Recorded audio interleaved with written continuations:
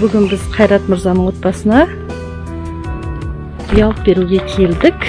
Үй алынды, семьясы қоныстаныпты. Мінекей малын да әкеліп кіргізіп, туған туыстар барлығы келіп жатыр. Қазір үйдің ішіне кіреміз. Қатты қуандым. Осы бізге қайырымды қолдан үйіріп отқанына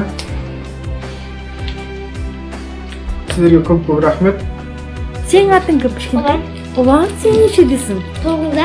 9-дасың ба? Иә. Сен өскенде кім боласың? Машинист.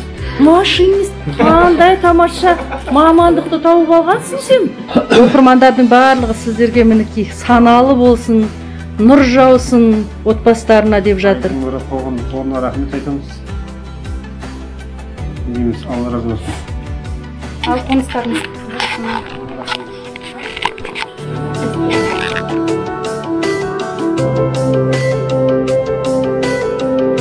Сәтті ғой. Мен қатты олыптым, әпше. Шағаны.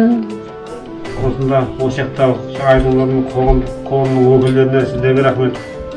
Отбасыларыңызға бар табыс тілеймін. Осындай ауылдан шағын 4 бөлмелі үй, ауласы кең екен, 8 сотық. 8 сотық па, 10 сотық па? Одан да көп дейді.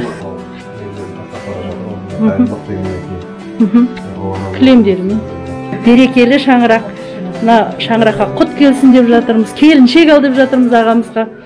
Сол барлығы да өмір жалғаса береді. Осындай тамаша қуаныштар сыйлай берейік.